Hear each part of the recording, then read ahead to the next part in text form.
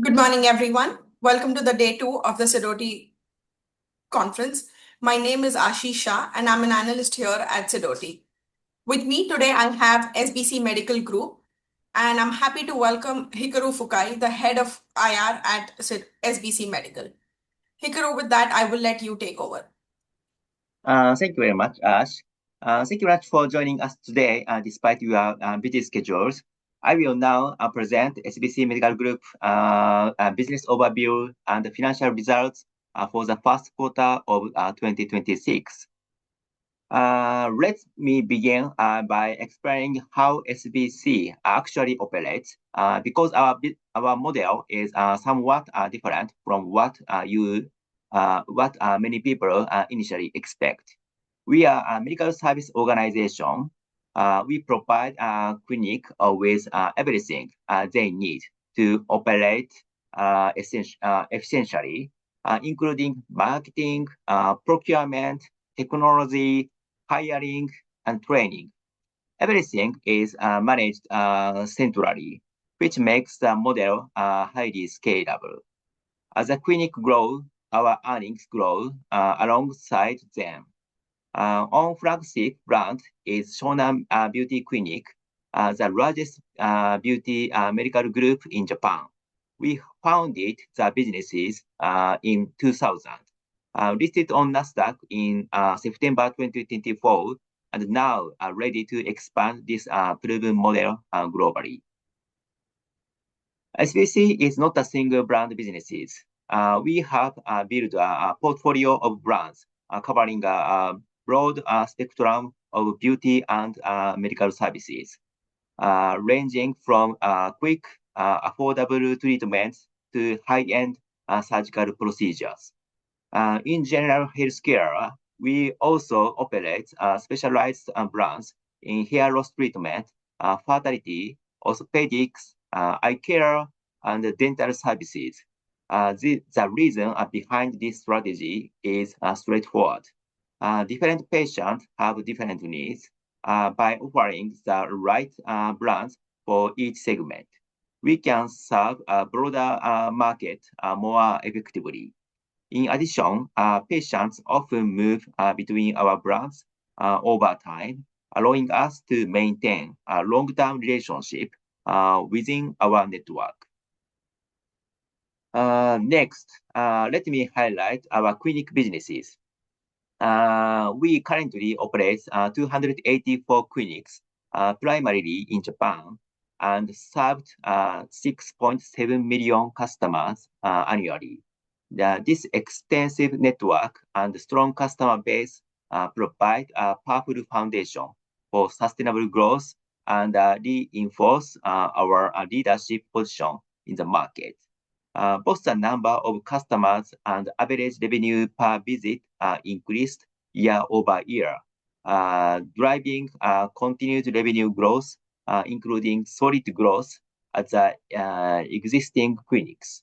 Going forward, we will continue enhancing our service levels through our multi-branding strategy, which enables us to address increasingly diverse customer needs with precision. Combined with the continuous development of new services, we believe this will further strengthen our competitive advantage and support long-term growth. People often ask us if this model works so well, why has nobody else replicated it over the past 26 years? The answer is a loop we have built. When patients receive great care, they trust us. When they trust us, they come back. When millions of patients come back, we accumulate the enormous amount of data. The data improves our training, strengthens our AI capabilities, and sharpened our marketing, which leads to even better care. And the cycle continues. The key point is this. New competitors don't simply face the cost disadvantages. they face a 26-year data gap. You can't buy your way out of that. That is a moat built over 26 years. Next, let me move to our consolidated income statement. Total revenue for the first quarter of 2026 was 43 million. While this represented 9% year-over-year decline, the primary factor was a fee structure revision implemented in April of last year. This revision reduced franchising fee revenue by 6.2 million US dollars and management service revenue by 2.4 million US dollars for total negative impact of 8.7 million US dollars. In addition, procurement revenue and rental services revenue declined year-over-year. Meanwhile, growth in point revenue partially offset the decline in management service revenue. Please also note that net income attributable to SBC Medical Group declined year-over-year, partially because the prior year's quarter includes a one-time life insurance surrender gain of 8.7 million. As mentioned earlier, the reported revenue decline was primarily attributable to the fee structure revisions. Excluding the 8.7 million impact from those revisions, the further adjusting for the 1.3 million difference related to the AHH consolidation period, underlying revenue grew 11% year-over-year. Similarly, excluding the 8.7 million US dollar impact from the fee structure revision, underlying EBITDA increased 17% year-over-year. While the headline figures show declines in both revenue and profit, I'd like to emphasize that excluding the impact of the prior year fee structure revision, both revenue and EBITDA demonstrated solid underlying growth. Now let me turn to where we are heading. Everything we are building points towards one central idea, longevity, helping people stay healthier and feel younger and longer. We approach this opportunity from two sides. The appearance side through our aesthetic medical services and the physical health side through our general medical services. We are pursuing this vision through 4 key initiatives, and I will walk through each of them. Last year, we launched SBC Wellness, Health and Wealth Benefits Program for corporate clients. We are now preparing to take it to the next stage with SBC Wellness 2.0. This next phase is centered around one key concept, longevity. In the United States, longevity medicine is already gaining significant momentum. Personalized health program designed to help people perform at their best, not to simply treat illness. In Japan, however, no clear leader has emerged yet. We intend to be first. We believe we are uniquely positioned to lead this market. We have accumulated 26 years of medical expertise, built a nationwide clinic network, and developed a large base of patient data. Together, these assets create a platform that is extremely difficult for others to replicate. By entering the market early with these advantages, we believe we can establish a dominant position before the market fully develops. We also believe the corporate channel is the most efficient way to scale these businesses. We offering Wellness 2.0 as an employee benefit sold directly to companies. We can reach large populations without relying heavily on traditional marketing spending. Companies want healthier and more productive employees, and we provide a compelling solution to support that goal. We believe the fit is very natural on both sides. Uh, our second growth initiative is expanding the operational capability we developed in aesthetic medicine into broader healthcare categories. There are three segments we believe transfer effectively across medical fields. First, our marketing capability. We know how to attract patients and maintain a long-term engagement. Second, our operational model. We have developed a standardized approach to clinic management that sells efficiently across multiple locations. Third, our ability to provide both cash pay and insurance covered medical services within the same platform.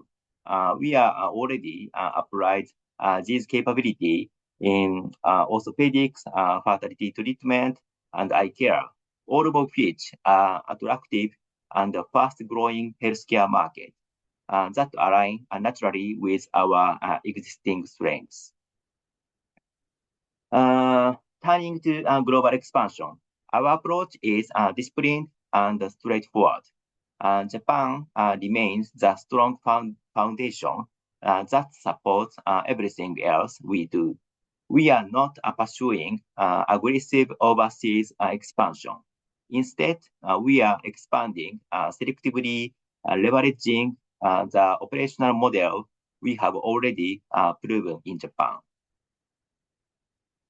In the United States, we are partnering with Orange Swiss, a premium medical spa group operating 24 locations.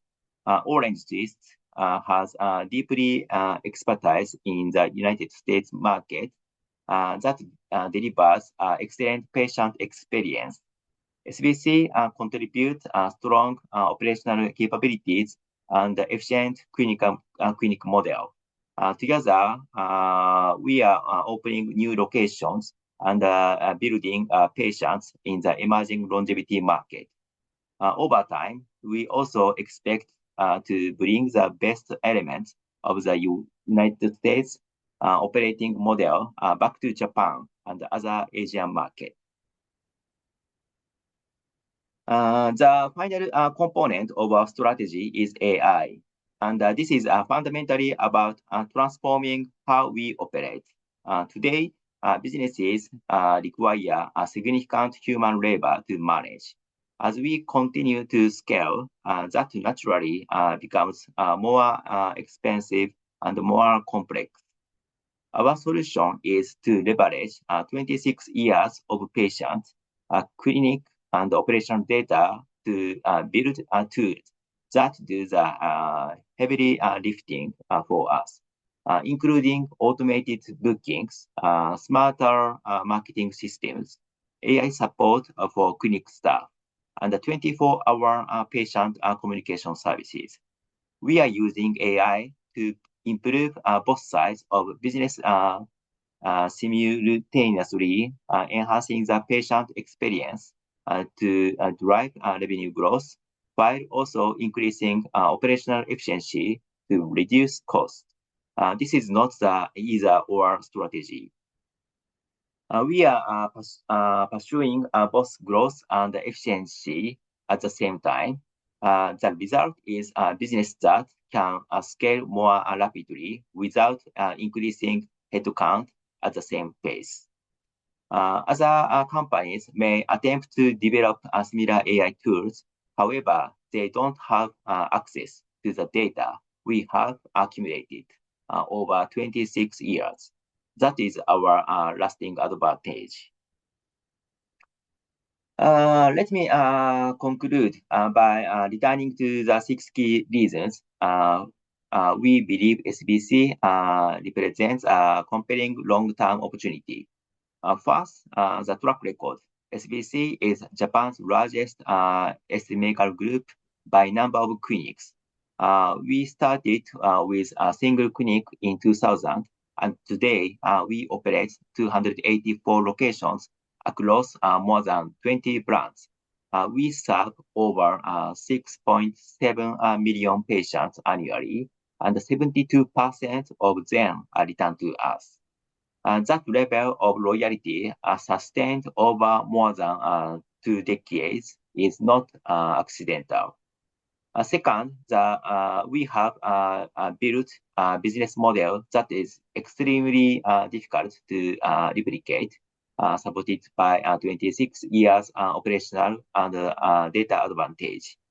Third, we generate strong profitability. Net income reached 51 million last year, up 9% year-over-year. Our EBITDA margin exceeds 40%, and we reinvest that cash flow back into future growth.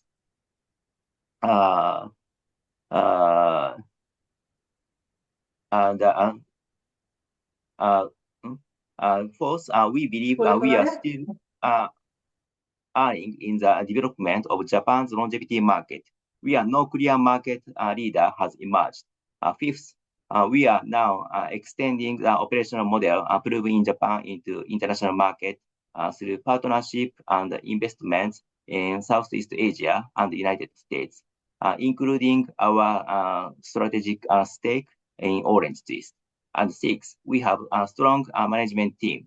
Our inclusion in the Russell 3000 index last year reflects our position as a well-managed and increasing recognized public company. We believe SBC is uniquely positioned to lead the next generation of healthcare and longevity services, both in Japan and globally. Thank you very much for today. Thank you so much for the presentation, Hikaru. And I would like to remind everybody in the audience, if you have any questions, please submit them at the Q&A section at the bottom of your screen. Hikaru, with that, I would want to start with asking, can you talk to us a little bit about the industry trends that you're seeing in the current demand environment for aesthetic procedures in Japan compared to the last few years? Like, how has the market changed post-COVID? And it's been 5 years since COVID. So how that has changed in the recent times? Yeah, thank you very much.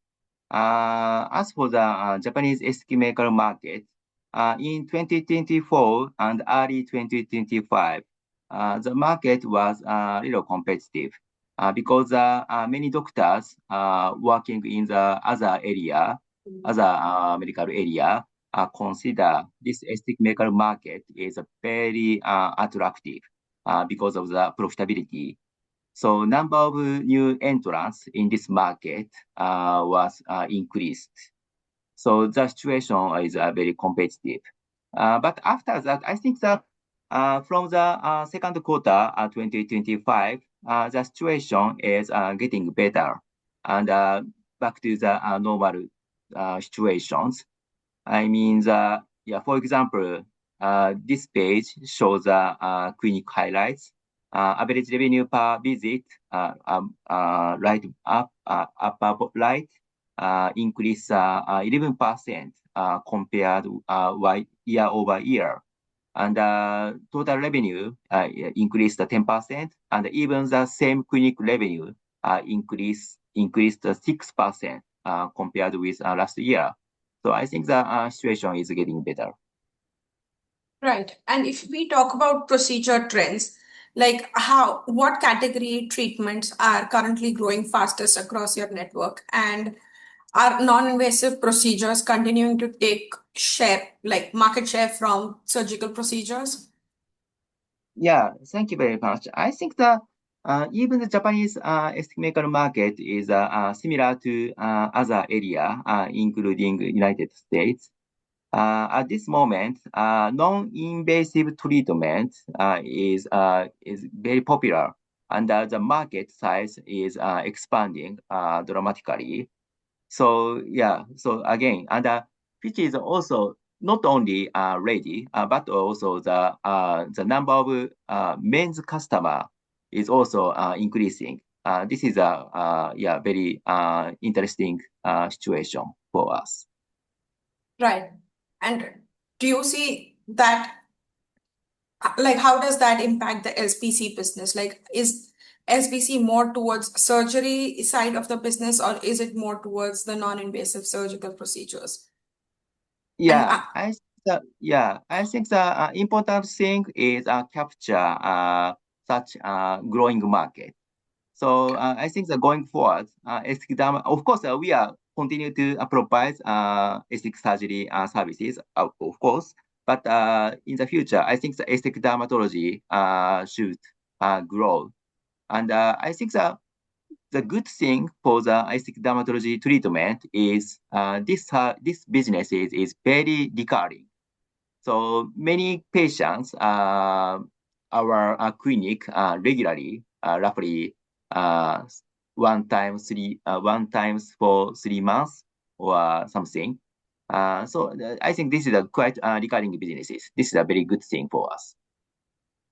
okay. And can you talk to us a little bit about how SBC is seeing medical tourism? Is it a significant growth driver? And when do we start seeing it as a percentage of revenue? Like, when does that start happening? Yeah, thank you very much. This is also very interesting questions. Uh, yeah, I think that because our number of customers is huge. I mean, at this moment, our total number of customer on annual basis is 6.7 million. So I think that still the contribution of the medical tourist is limited. But especially for the Asian customers, I think the Japanese our services considers very safety and high quality. So definitely the number of the medical tourists to our clinic has been increasing. Recently, we are utilize the AI technology to support the communication between the customers and doctors or something. I think such technology can support more, how can I say, increasing the number of medical tourists. Right. And you just spoke about AI. Can you tell us how AI is changing patient acquisition, consultation, and treatment planning for you guys? Like, if the patient and doctors are speaking with the help of AI, how does that change the business over time? Yeah, thank you very much. I think we view AI as both a growth level and a margin level as well. We have one of the largest medical data sets in Japan. As I mentioned, 6.7 million annual customer visits and tens of millions accumulated case records.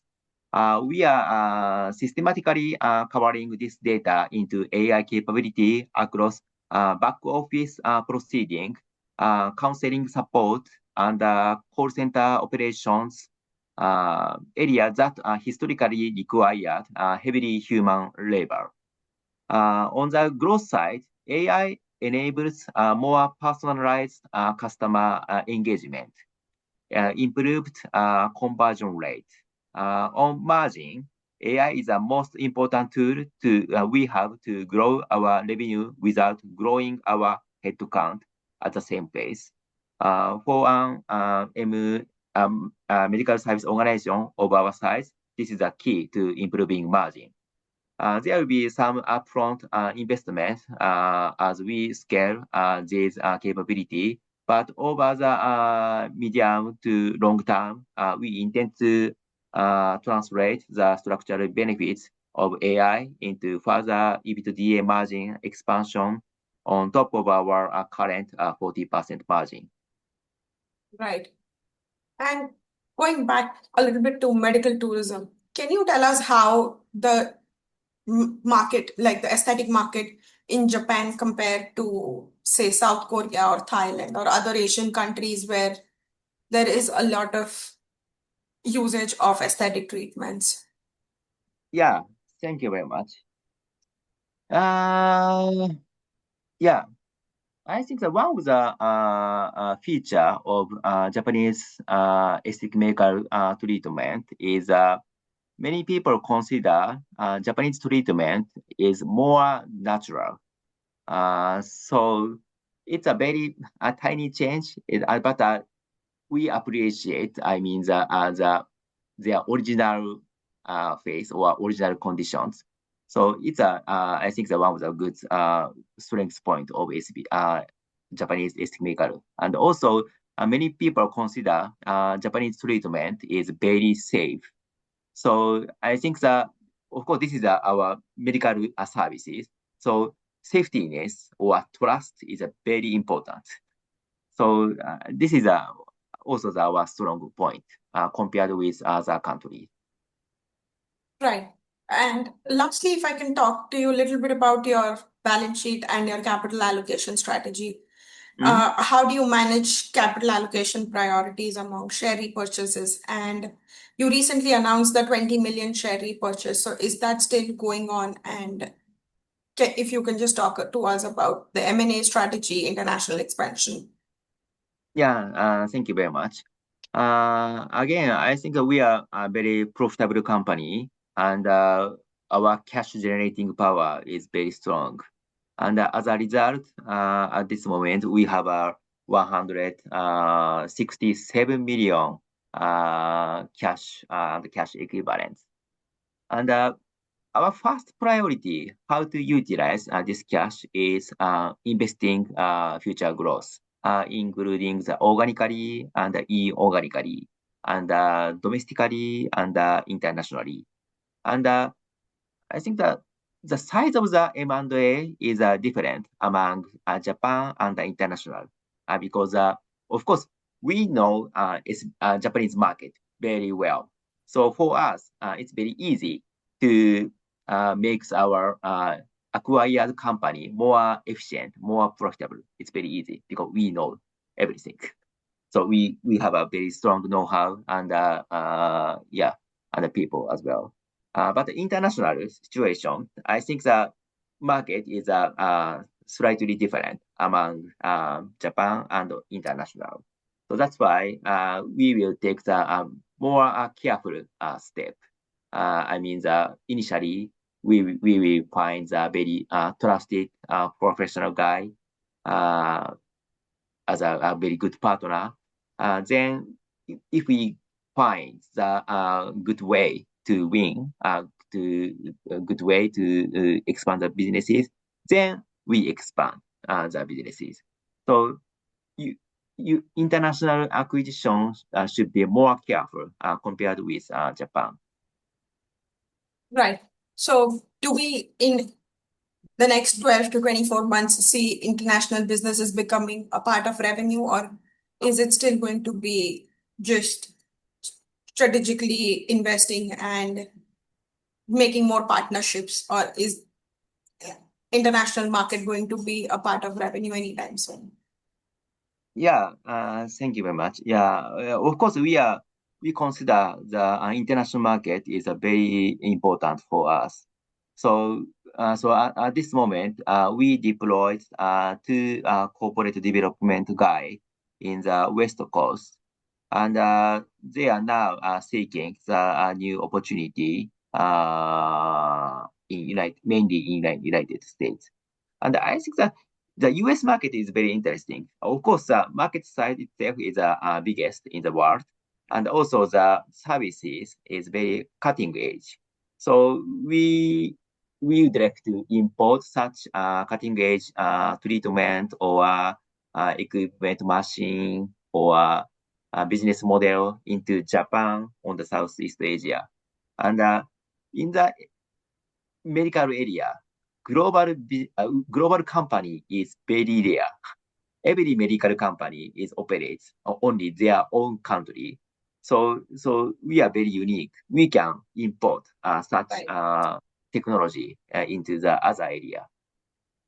Right. Thank you very much, Hikaru. So with that, we're at time. Thank you for doing the presentation with us, and I would like to thank everybody in the audience as well. Thank you for listening to us and spending your time with us today. Have a good day. Thank you very much. Thank you.